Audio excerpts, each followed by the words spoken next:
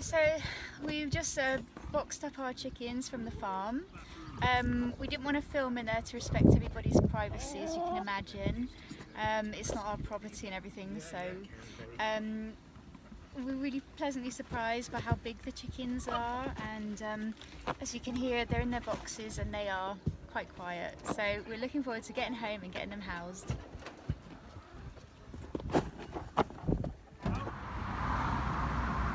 So they've been in there for a few minutes now. Hopefully they've become a little bit acclimatised, although they will still be a bit bewildered. So I'm just going to open their hop door for the first time. So come around and have a quick look.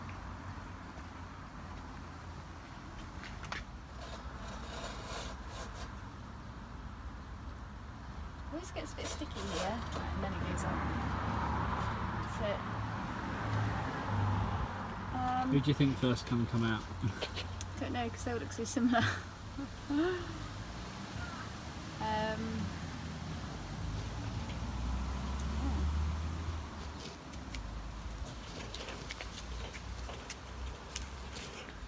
This could take a while, guys, because this is a completely new environment. So we'll check back in with you and we'll start to film it when their heads pop up the door. Right, so unfortunately, or fortunately, whatever way you want to look at it, the chickens didn't want to use the pop hole. They've basically frozen stiff, and there's one up there as well. So good ingenious. Oh, they're just ingenious going up there, I think. But yeah, the chickies, they don't want to be touched yet. I've offered a hand out and kind of said, come on chickies. So I'm just hoping they'll come out of their shells at some point soon. I don't want to be too impatient with them. This one's got a bit of a weird nervous tick, isn't he? She.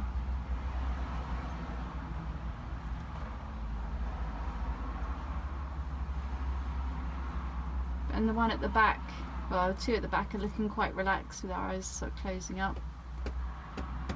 But I want to try and encourage them to drink some water because, like I said, it was quite a hot day. Come on then, chicky.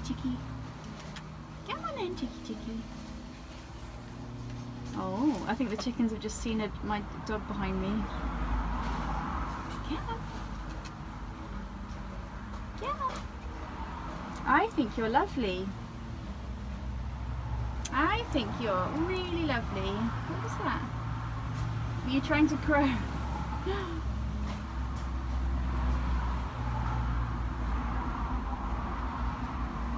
wonder what this one's doing. What are you doing?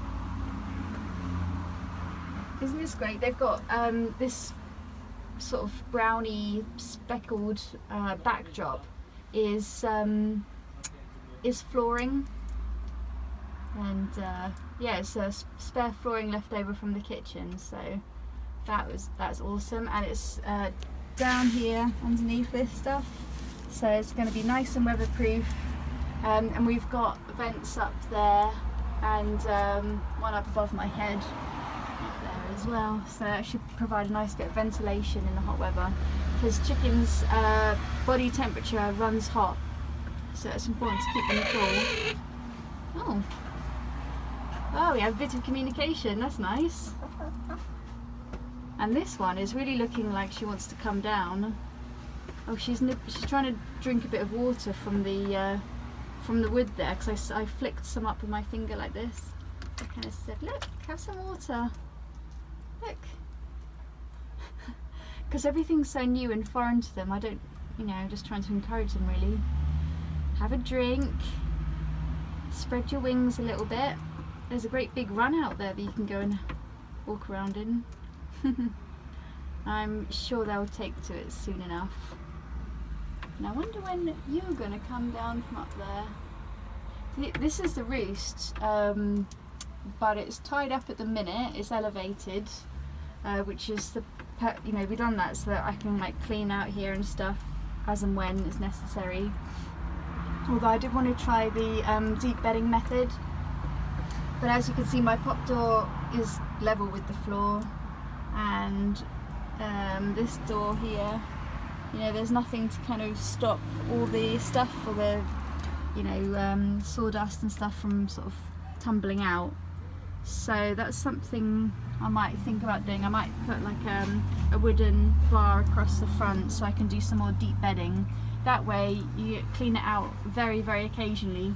There's the Swedish Homestead channel, and that guy, he says he cleans out his chickens once a year, and what he does is he uses this pretty much exact same stuff. It's wood shavings, and after a year, there's a bit of bark there, and after a year it becomes really good compost, because it's got the brown material, the sawdust, the dead material, and then the green material is the chicken manure, and so that makes a fabulous combination for compost, which is always good for your flowers and whatever you grow in.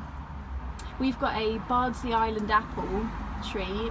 It's only what they call a maiden tree, and it's a lovely little thing, and it's very, very rare, because it's from this place, like I say, Bardsley Island, which is this very remote Welsh island, which was very, very rarely visited, still is rarely visited, but it was actually used for pilgrimages, if you believe it.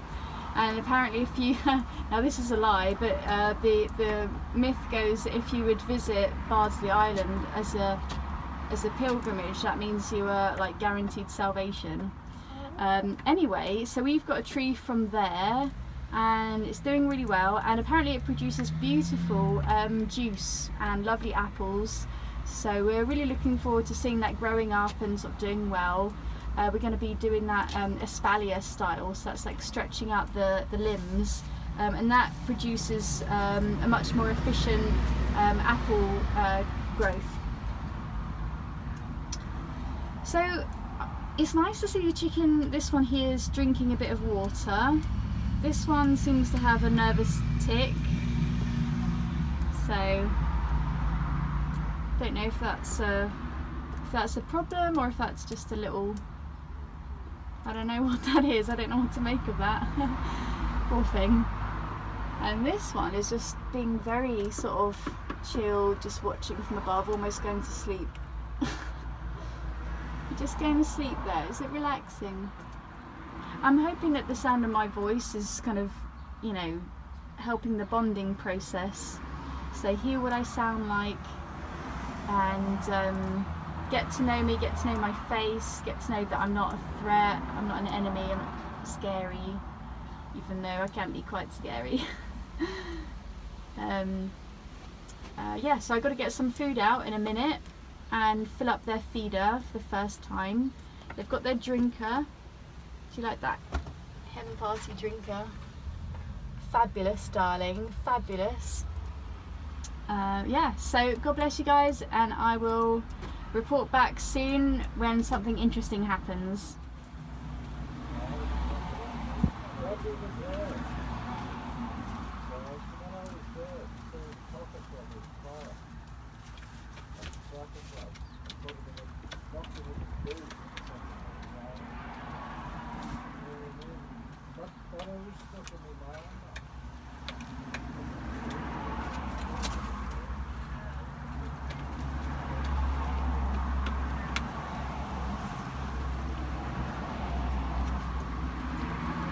Right, it's been about 5 hours since we first put the chickens in the coop, and we just heard loads of kind of clucking and kind of excited sounds, and we are seeing their heads sort of look at the pop hole, and we saw like a foot come out, and I think what they're doing is that one of them will be like pushing the other one from the back, and then they'll like get frightened and like withdraw and come back in.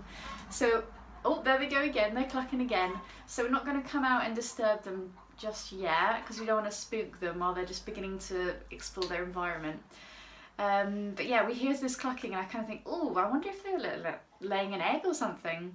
So we shall see. So maybe when they've come out of their run, come out of the coop into the run, then we'll start filming them. But I don't want to spook them just yet and turn them off. All right, guys. Oh, I've just seen one go down the ladder. I've just been standing here. I've only... Wow. I wonder if any others will follow. Let's close this over. I don't know, maybe I'll just have a quick look down here. Oh yes! Yes! That is so cool. Hey! No. Not allowed out this way. Yes, we've got bird number 1 down there. Woohoo! Oh great, now hopefully the others should be following. So I've got a couple of chicken names up my sleeve. I've got, look at these guys all like queuing up around the door. Oh look, another one's coming down. I've got Henrietta, one named by my friend Caitlin, which is a good name. Another name by my friend Joe, he said Chica.